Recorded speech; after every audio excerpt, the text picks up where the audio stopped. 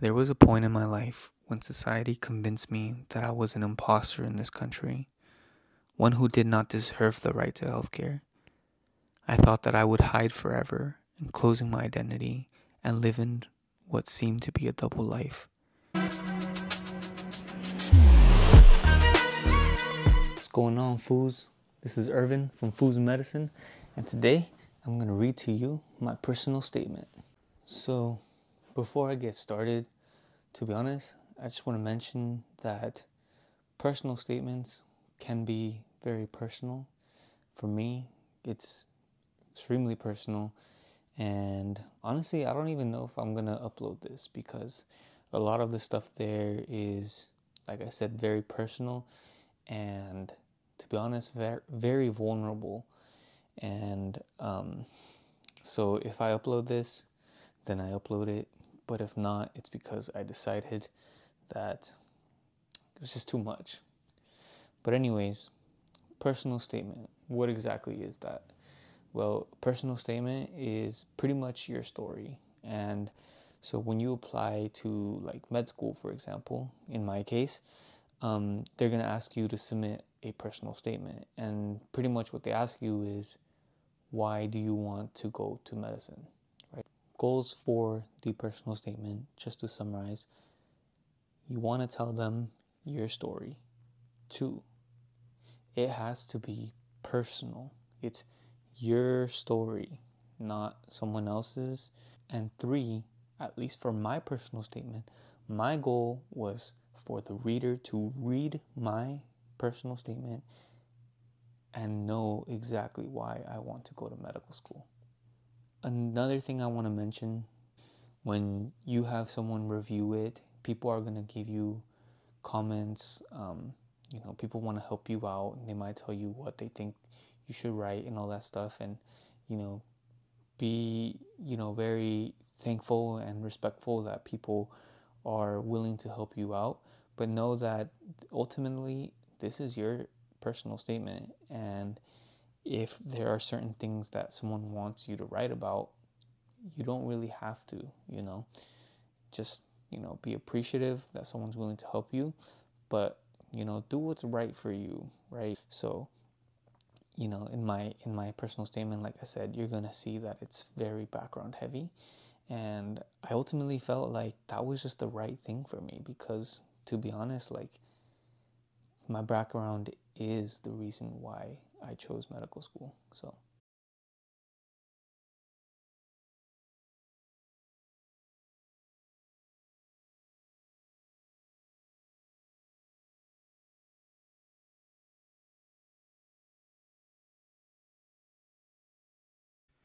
as my dad held me for the first time ever, my mom cried and begged him not to leave us again.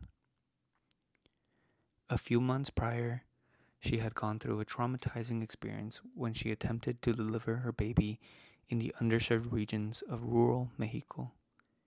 Each time she recalled the story, she relived her painful pleas for help as she was denied access to the limited health services in that community.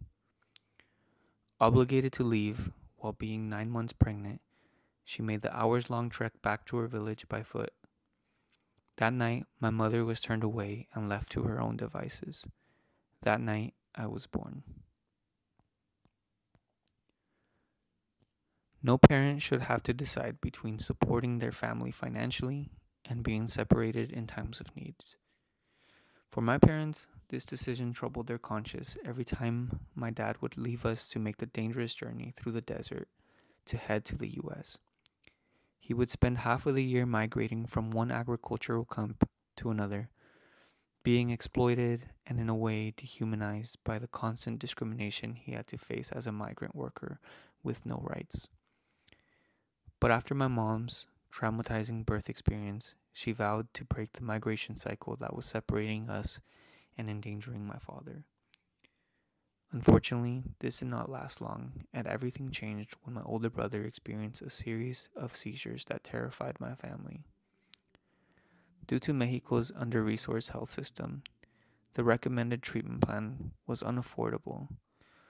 With the health of my brother at stake, my family had no option but to continue the cycle my dad had vowed to break.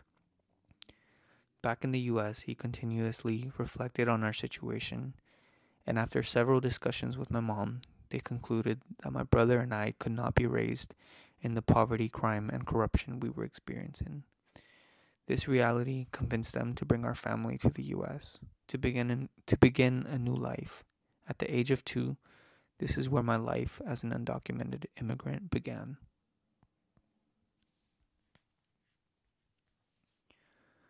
Contrary to our expectations, our quality of life in this country did not improve. However, we were now ghost hiding in a foreign land. Illness here in the US took on a whole new meaning. During our first encounter with sickness here, as I was fighting flu-like symptoms, my mother did everything she could to tame my symptoms using Mexican remedies. Despite her efforts, my illness only seemed to worsen. Today she admits that she even feared my death. This fear and apprehension was a familiar feeling to what my parents experienced with my brother's seizures back in Mexico. However, our migrant status kept us from seeking medical help because a trip to the hospital could rip our family apart through deportation. Undocumented and uninsured, we lacked comprehensive health care and relied on free medical screenings from mobile clinics and health fairs. Seeking further medical attention usually indicated something serious, costly, and risky. I accepted this as normal, but as I matured, I realized that we were victims of the health disparities that many families of low socioeconomic status face. We did not power through our sickness alone because it was normal. We powered through because while healthcare may be a human right, it is not a right that is afforded to all people equitably. Today I reflect on all the adversities my family faced, that I observed and experienced, and that are experienced by many people who come to this nation seeking opportunity. Although these hardships brought ample ache to our lives, it inspired me to seek change by pursuing an active role in medicine. It made me aspire to become the physician I wish my family and I had growing up. A physician that seeks to transform medicine and care for vulnerable populations. My experience with healthcare planted a seed of curiosity to explore the medical profession through shadowing, pre-med workshops, volunteering, and conferences. While these experiences revealed how diverse teams of individuals create comprehensive healthcare, they also exposed the systematic flaws that cloud medicine and lead to inequalities. I learned how one's longevity and health outcome can be influenced not just by the medication they take, but also by the environment they live in. As a result of the agony and fear we experience around medicine, and because of the mistrust that existed between my parents and physician, I was inspired to use my unique experiences and perspective to shape a physician who strives to understand cultural differences, emotional intelligence, trust, equity, and effective communication with people from diverse backgrounds. Moreover, I was fueled to fight health disparities in my own community through mentorship and advocacy. There was a point in my life when society convinced me that I was an imposter in this country, one who did not deserve the right to healthcare. I thought that I would hide forever, enclosing my identity and live in what seemed to be a double life. Today, I see that my purpose is much greater than that. I see my journey as a vast learning experience, one that helped me envision my role in medicine. As a physician, I look forward to developing the skills and tools necessary to close the health equity gap and becoming the voice, hope, and trust that my family missed out on for many years.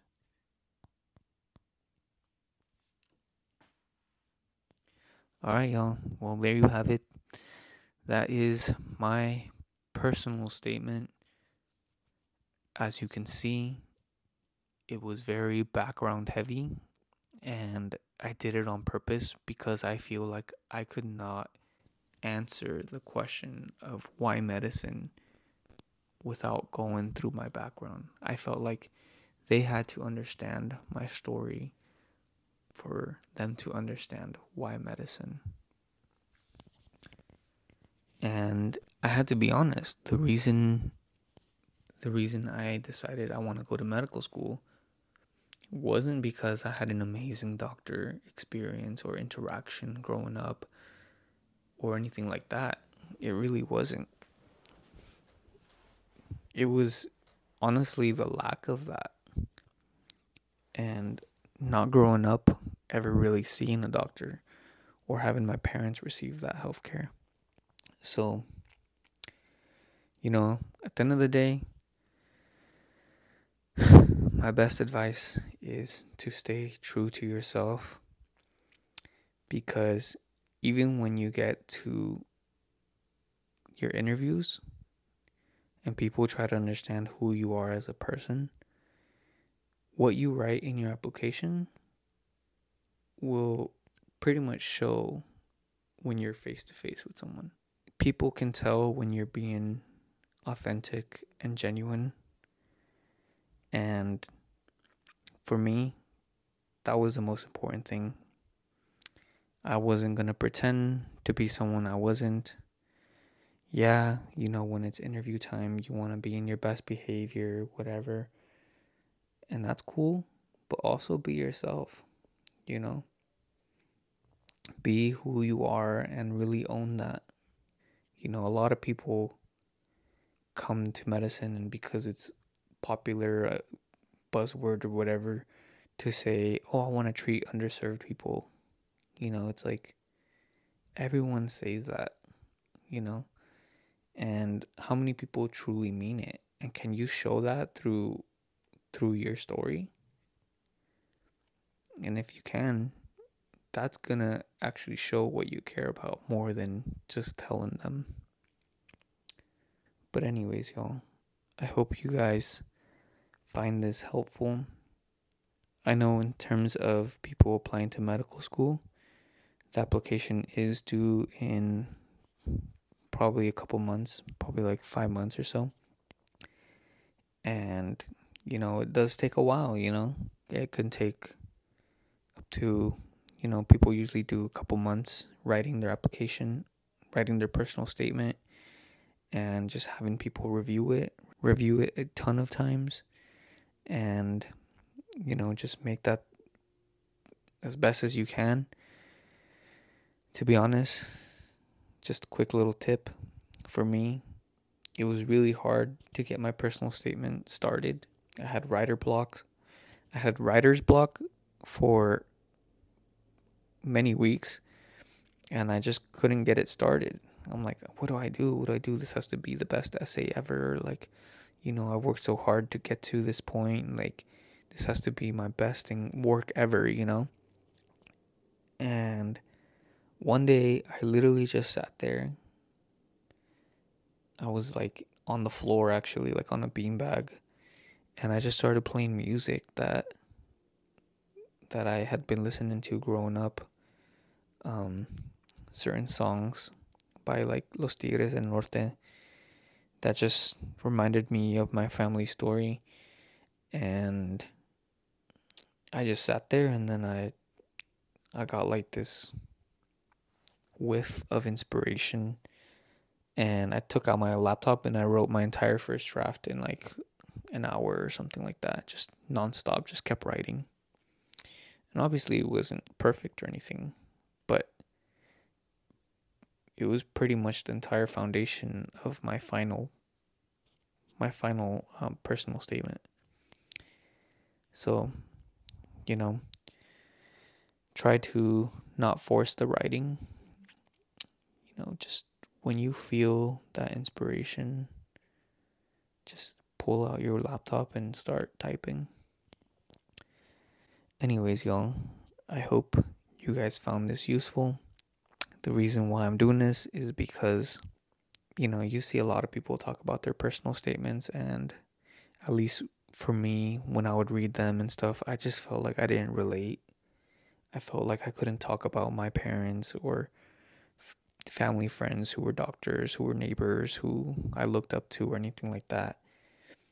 And so I honestly, when I was writing my personal statement, I just felt very alone. And when I would see these resources out there or people give advice, I just felt like I couldn't relate, or, they wouldn't understand my story. And so hopefully some of y'all can relate to this or can find this useful. Y'all get your t-shirts, and thank you. Stay firme. Peace.